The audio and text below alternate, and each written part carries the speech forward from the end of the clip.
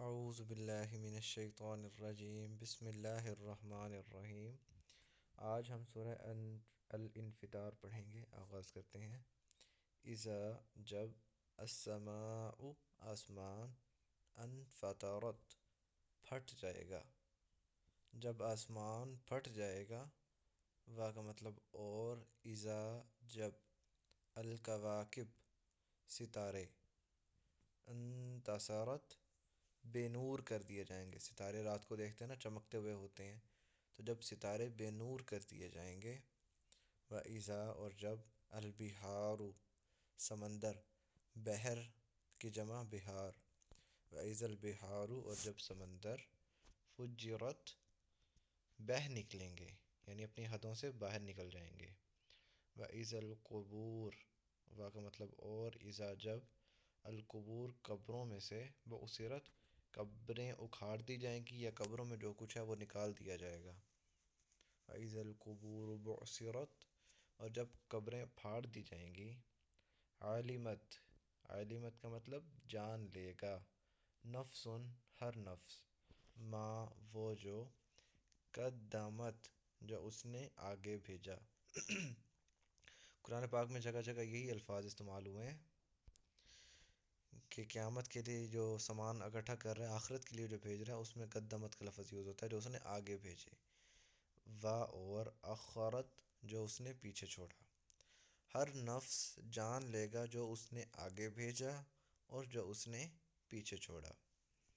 یا ایہا الانسان اے انسان، ما کا مطلب کیا یا کس نے، ما غرکا کس نے تجھے دھوکے میں ڈال دیا۔ غرہ کا مطلب دھوکے میں ڈالنا، غرور جو ہوتا ہے نا، اس کا مطلب ہوتا ہے دھوکا۔ تو ما غرکا کس نے تجھے دھوکے میں ڈال دیا، بربک اپنے رب سے، وہ جو الکریم جو کریم ہے، عزت دار ہے۔ اے انسان، تجھے اپنے رب کریم یا عزت دار رب سے کس چیز نے دھوکے میں ڈال دیا۔ الذی جس نے، خلقک تجھے پیدا کیا، فسواک پھر برابر کیا۔ مساوی کا مطلب ہوتا ہے برابر کیا۔ فعدلک اس کا مطلب بھی عدل کرنا ہوتا ہے، برابر کرنا۔ اس کی تفسیر میں بتاؤں گا کیا مطلب ہے۔ جس نے تمہیں پیدا کیا، تمہیں تمہاری کوئی ڈینٹنگ پینٹنگ جو تھی تمہاری پیارا بنایا تمہیں، اور عادل کیا، برابر کیا تم لوگوں کو۔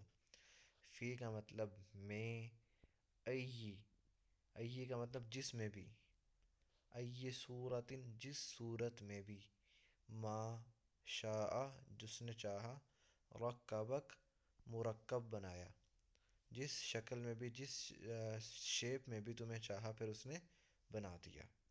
یہ تھا رکبک مرکب، اردو میں کا لفظ بھی ہے، تو جس صورت میں بھی تمہیں چاہا بنا دیا۔ اب اس کی تفسیر کرتے ہیں تھوڑی سی۔ یہ صورت بھی جو ہے قیامت کے منظر کو بیان کر رہی ہے، تو اس میں قیامت کا منظر بیان ہو رہا ہے، ہم اس کو پڑھتے ہیں۔ اذا السماء انفطرت قیامت کے دن کیا ہوگا، جب آسمان پھٹ جائے گا۔ یہی حال سورہ نبأ میں بیان ہوا ہے، وفتحت السماء فکانت ابوابا آسمان کو کھول دیا جائے گا اور اس میں دروازے دروازے بن جائیں گے، یعنی آسمان کے اندر دروازے بن جائیں گے۔ وَإِذَا الْكَوَاكِبُ انتَصَرَتْ اور جب ستاروں کو بے نور کر دیا جائے گا، جیسے بلب جل رہا ہوتا ہے اس کے بعد بے نور بند ہو جاتا ہے، ایسے جو یہ ٹمٹماتے بتیاں سی ہیں جو آسمان پہ نظر آتی ہیں ہمیں، یہ بھی بند ہو جائیں گی، بے نور ہو جائیں گی، ان کی روشنیاں ختم ہو جائے گی۔ وَإِذَا الْبِحَارُ فُجِّرَتْ اور جب سمندر بہہ نکلیں گے۔ اس کا مطلب ہوتا ہے کہ ابھی سمندر دیکھتے ہیں ہم اپنی حدوں میں ہیں، اپنی حدوں سے باہر نہیں نکلتے، لیکن اس دن یوں سمجھ لو کہ جیسے جانور کی رسی چھوڑ دی جاتی ہے نا، جانور آزاد ہو جاتا ہے، ایسے ہی سمندر کی جو لگام ہے وہ چھوڑ دی جائے گی اور سمندر کو آزاد کر دیا جائے گا، پھر سمندر بہہ نکلیں گے، اپنی جو حدود ہیں ان سے باہر نکل آئیں گے۔ وَإِذَا الْقُبُورُ بُعْثِرَتْ اور جب قبروں کو اکھاڑ دیا جائے گا، قبروں میں جو کچھ ہے وہ نکال دیا جائے گا۔ یہی حال سورہ الزلزال میں بھی بیان کیا گیا ہے کہ وَأَخْرَجَتِ الْأَرْضُ أَثْقَالَهَا زمین نکال دے گی اپنا بوجھ۔ تو قیامت کا منظر یہاں پہ کبھی سارا کچھ زمین نکال کے باہر پھینک کے مارے گی۔ اس کے بعد عالمت نفس ما قدمت وأخرت ہر بندہ جان لے گا جو اس نے آگے بھیجا۔ آگے بھیجنے سے مراد جو بھی آپ عمل کر رہے ہو، چاہے وہ نیکی کا کام ہے یا گناہ کا کام ہے، وہ نوٹ کیا جا رہا ہے، وہ آگے بھیج رہے ہو۔ فأخرت، اور جو چیز پیچھے بھیجی، پیچھے سے مراد ہے جو آپ چھوڑ کے آئے ہو۔ آپ نے اگر ساری زندگی دنیا کے لیے کام کیا تو ظاہر جب مرو گے آپ نے جو چیز پیچھے چھوڑی آپ کو پھر احساس ہو جائے گا مرنے کے بعد کہ اب جو میں نے کیا بالکل غلط کیا، کیونکہ اب ظاہر ہے اس کو کوئی فائدہ نہیں ہے آخرت میں، مجھے دنیا میں جو فائدہ تھا دنیا میں تھا، اب اصل زندگی جو شروع ہونے لگ رہی ہے وہ علمت نفس ما قدمت و اخرت، ہر نفس جان لے گا جو اس نے آگے بھیجا جو اس نے پیچھے چھوڑ کے آیا۔ اور جب یہ ہوگا پھر بہت سارے گناہ گار انسان کیا کہیں گے، یقول یا لیتنی قدمت لحیاتی، اے کاش ہم نے اس زندگی کے لیے بھی کچھ بھیجا ہوتا۔ اب اللہ تعالیٰ کہہ رہے ہیں یا ایہا الانسان، اے انسان، ما غرک بربک الکریم، کس چیز نے تجھے اپنے رب کریم سے دھوکے میں ڈال دیا؟ یعنی اگر تیرا رب تجھے معاف کرنے والا تھا، غفور الرحیم ہے، تو اس چکر میں ساری زندگی سرکشی کرتا رہا، ساری زندگی گناہ کرتا رہا کہ تیرا رب تجھے معاف کر دے گا؟ اگر اللہ تعالیٰ کی صفت رحمان الرحیم بھی ہے تو اللہ تعالیٰ کی صفت قہار بھی ہے، اور اللہ تعالیٰ نے اپنے لیے قیامت کے دن اپنے لیے قہار کا ورڈ یوز کیا ہوا ہے نا، لمن الملک اليوم للہ الواحد القہار، آج کس کی بادشاہت ہے؟ اسی ایک واحد قہار کی۔ قیامت کے دن کے اللہ تعالیٰ نے رحمان رحیم کا نہیں، قہار کا ورڈ یوز کیا ہے۔ الذی، جس نے، خلقک، تمہیں پیدا کیا، فسواک، اور پھر تمہیں برابر کیا۔ برابر سے مراد جو ہمارے مین جو کان، ناک، آنکھ وغیرہ یہ ساری چیزیں برابر برابر ہوتی ہیں نا، تو اس کو کہتے ہیں فسواک، برابر کیا۔ فعدلک، اور پھر مساوی۔